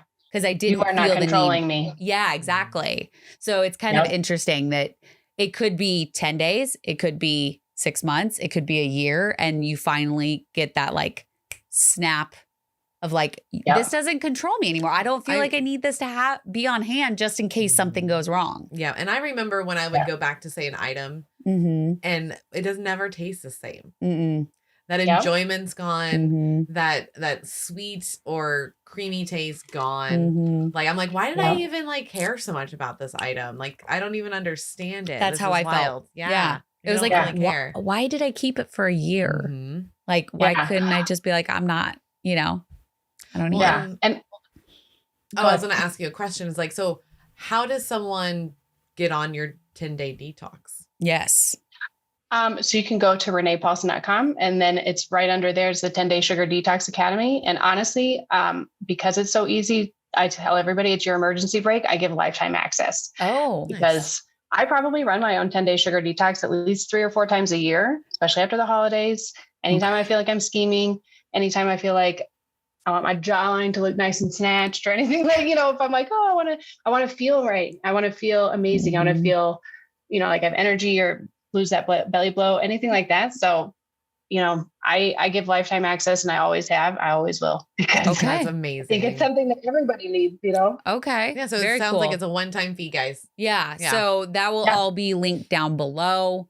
So you just click on it, go straight to our website. If this feels like is you, like, I feel like we should try it. I kind of want to. Yeah. I'll let you guys in. I'll let you guys in and give you a sneak peek and let y'all in. And that way you can see if you like. I actually even just revamped it because it was called Sugar Warrior 10. It was funny. You picked that warrior sign, which that's what I'm all about. I tell everybody you're a warrior. I got the warrior tribe. Love it. So that way you can really see what it's all about. And it's my little project, because again, if it were like, oh, some people went in and they were like, oh, I love, everybody goes in to lose weight, but honestly, when you come out, the only thing you can talk about is how freaking amazing you feel. And like your eyes cleared, your skin cleared, your hair got softer, and you're like, what the heck? Then you're such a like, well, in 10 days, like food can really do that. Holy cow. Yeah. I mean, it's quick. Yep. It's quick. Yep. I like the warrior song. We actually do have at the award show, we have a whole category that is called bariatric warrior. Yep. Which was named after one of our benchies, Stephanie. And she is actually passing the torch this year. So she's handing it to somebody else. So it's awesome. We definitely believe in the warrior status, because you go through a lot, no matter if you have surgery, do it without surgery or meds, or you're just meds, or you're using meds and surgery, like any combination, like you're still fighting. You're fighting for your life no matter what you do, or you do the 10-day detox, whatever it is, you're fighting for your health. Yes. You're trying. You're a warrior, no matter how far you get. Yeah, exactly. You're on the battlefield, man. And one of the biggest things is that you're on the battlefield, but you're not alone. There's so many people that are there with you. And, even if they don't want to admit it or not, I think that's that struggle, is feeling like you're so alone in that. And so I'm like, nah. There's a whole bunch of people here. We're all fighting with you. And so people ask me, they're like, well, do you have any cravings anymore? And it's like, yes, I am a human, and so I'm right here with you battling. And one of the biggest reasons I came out so loud about food and sugar addiction and proclaimed as a food and sugar is so that I feel people are watching me, even though they might not be, but in my head, I'm like, well, someone's watching me. Yeah. So I need to really, even if you help one person, it's still worth it because you still are helping that one person take back control over their life of their body. Mm-hmm. That's what I feel like. I feel like we grew up with all these companies feeding us this crap to make and really we're getting addicted to these foods. And then our bodies are acting in a way that we don't understand. And then we're shamed for it. So that's cool. And then we try to take our life back and realize it's been this sugary nonsense, you know, like for a long time. And we need to talk about it more because it's a national problem. It is interesting that, you know, United States is the most obese nation. And it's not rocket science of why. Because I mean, the tobacco companies literally know how to make you fucking addicted to cigarettes. And then they bought out a bunch of food companies to make sure that their legacy still goes on and they still make that money. And we're still all addicted in some sort of way. And the fact that we can't be labeled as food addicts right now because there's no real diagnosis code. Fucking put in the code. So let's get this shit going. Like I don't like, why are we putting all these roadblocks in? Like, you're still going to get your money. We still have to eat. Yeah. Like, I don't get it. Hey, insurance companies, we're still going to have diseases. You're still going to get your money. Big pharma, same thing. We love taking pills. You're going to get your money. Just let the obese people have some fucking help, right? Yeah. Like this, we now know obesity is a real fucking disease. It's like diabetes. Once you have it, you can't unhave it. Yeah. So you will always battle it. We need to figure out how to help people battle this. And we need more people like you that want to that have the voice and are very excited about what the hell? They're lying. Let's fix this shit. We need more people on our side like that because it drives me obviously bonkers. Obviously, by your monologue over there. Well, and even the biggest thing I think that I noticed is just that skinny privilege too, of when you're bigger and you're just invisible and you're telling people that you're struggling with food and they're just looking at you like that. And you're just like, I don't even want to tell anybody why I'm struggling because of the way that society looks at it. You're looked at as lazy and gluttonous, and that's not the case. No, it's one of those where it's like you're talking about a human being and they're being fed food that's making them like this, and we're not fixing the issue. We're just telling them that it's their fault and they need to figure out how to fix it on their own. Yeah, they just need to eat less and move more. Yeah, and that's not necessarily true for all of us. So we definitely need to. And a lot of people don't think obesity is a disease, even though there are facts up the wazoo of why obesity is considered a disease. Some people do not believe that. They think we're lazy. We eat too much. We eat too much sugar, and we don't move. It's always our fault. It's always when it comes fat to our body. Fault. It's our fault. That's what we've learned is that no matter what it is, it's our fault that we ingested this and now we are the way that we are. And no one outside of that is taking accountability. And no wonder we think it's our fault. Everybody's pinpointing it onto us. And so when you eat that sugar, that's why you beat yourself up because you're like, why can't I be like everybody else and just not eat the goddamn cookie? But here's the thing. We think that, but everybody else is eating the cookies. Yes. The cookie. It's just different genetics. Yep. Honestly. Because there's even a thing called it tofu. Then on the outside, fat on the inside. Where you have genetics, so you look thin. And my husband worked with a dude, and he would eat 3 of those honey bunnies for breakfast and just candy bars all day. Thin guy, got type 2 diabetes, and he's like, "How do I have this?" I'm like, "Well, because you're eating a shit ton of sugar." Just because so everybody's struggling with it. That's why I'm like, why is society so well, it's your fault when literally 70% of people are struggling with their weight and obesity. So it's we're all struggling with it. So instead of blaming ourselves, put the blame where it belongs. And, whether they take accountability and change it, that's up to us in America, because I'll tell you that in Europe, they can't use certain ingredients, but they can in the United States. So you have food manufacturers here that are making 2 separate different ingredients for different countries. So why do we have to have it like that here? Yeah, that's a very solid question. One. Yeah. Because literally you can save money on production if we all just had the same. Just saying. But then we wouldn't be addicted. And even last label thing, but No. I think it's Mexico, Israel, Brazil. I want to say Peru, but I don't know if that's the one. And the last one, I can't remember now off the top of my head, but they have warning labels on their food labels now. Wow. They're not allowed to have cartoon characters like on cereal and all that shit. And they have a huge warning label on the front that's like, even, I think it's grayed out, and it says like excessive, it'll either say like excessive calories and excessive sugars not recommended for children. Nice. Wow. So you're telling me that Mexico and Israel and Brazil and all, we can do all of those warning labels for that food. But here where we're making the food, we're just going to put that rabbit on there, that Lucky Charms, be like, here you go, kid, enjoy. Yep. Tricks are for kids. Right. Yeah, because that's what they're going to ask for. I know that's all I wanted growing up. Like walking down, my mom's buying that Kix. And I'm like, I like Kix, but what about the one with the bunny? Yeah. Like, can we get that one instead? Because that looks more fun than Kix. But she didn't, thank God. No. But like you ate a ton of sugary cereals. That's all we had was cereals. Yeah. Ours was like, it was definitely Lucky Charms, Life cinnamon cereal, which is one of my favorites still to this day. And what else? I think it's just really those. Oh, frosted mini wheats. I hate that. So my mom had the rule that the first two ingredients couldn't be sugar, which I find very interesting now. And I went back and I was like, where did you get that? Yeah. I'm just curious, because everything else that was in the house was just shit. So like we just decided the one thing, like, no, that's the one thing. And she's like, I just had to put my foot down somewhere. And I was like, I mean, okay. Yeah. I guess if that was the one. That's interesting. I think it's because she was like, she couldn't afford Lucky Charms and all that. So she's like, nope, we're gonna get this another one. Yeah. Yeah. That was how my mom was. She couldn't afford it with 4 kids, single. There was no way. And so she actually made food. Like she was very good about the food that we ate as kids. It wasn't until I got out of her house and I was like, oh, I have my own money.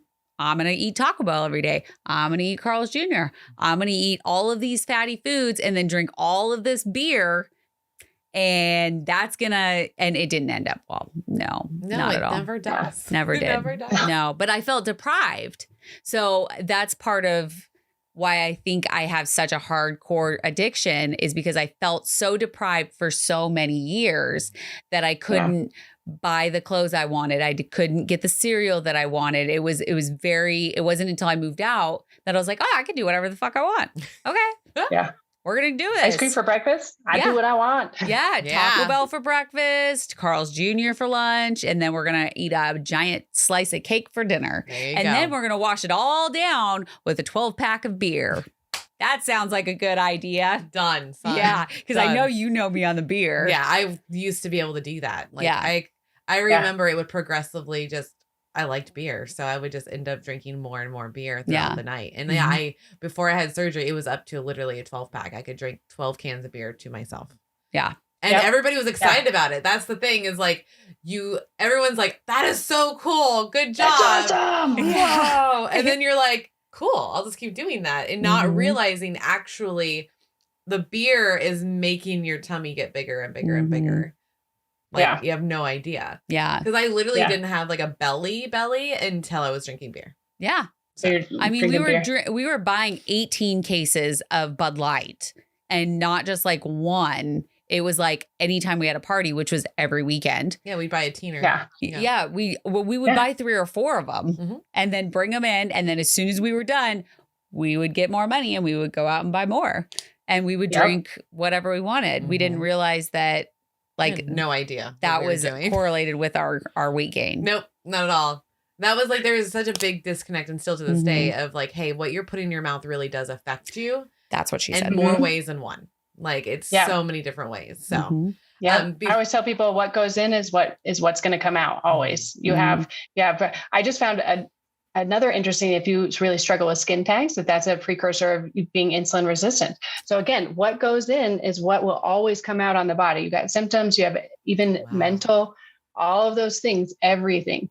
Oh, and Zach are going to have a conversation. Yeah, I mean, my brother, he got up to 450 and he has like a bunch of skin tags on the back of his neck. I remember that. Yeah. So Yep. that's a thing. It's a Zach whole thing. does. Mm-hmm. I mean, her brother and my boyfriend both had surgery also. Yeah. So, and he did lose 220 pounds, Yep. but I'm going to have a conversation with him anyways. You're such a nerd. So before we let you go, Miss Renee, is there anything else you'd like to tell our audience? Mm-hmm. You know, anything that you want to get at? Well, stuff I have coming up. I'm talking to ProCare on August 3rd because this will be out right before then. Yeah. So I'm going to go talk to Brenda. I love her. She's amazing. Yes. And beyond that, I have a membership that's going to be coming out next month for people. Okay. And a Denver women's event if you're in Denver right before your guys' is Washington, D.C. So if you guys want to do a loop and come into Denver on the 24th, it's going to be a women's event. It's myself and 3 other women coaches. And it's just literally an all day of healing, self-care, feeling amazing, and giving you tools on how to feel the best that you have ever felt. Wow. Oh, I love that. That's really cool. If we weren't going to be in DC We would love early to to get go. all the things done, we would totally go. We'd be like, But and we're Next in. time. Next time. next one, definitely keep us on the list. Give And us For sure. go ahead, give us a heads up. We'll Yeah. put it on the calendar. yeah, for sure. Come be with you. All right. Well, thank you so much for being on, Renee. This was amazing, and you blew our minds in so many different ways I'm that glad. Thank you. I know everybody's going to love this. I So, know. I think so, too.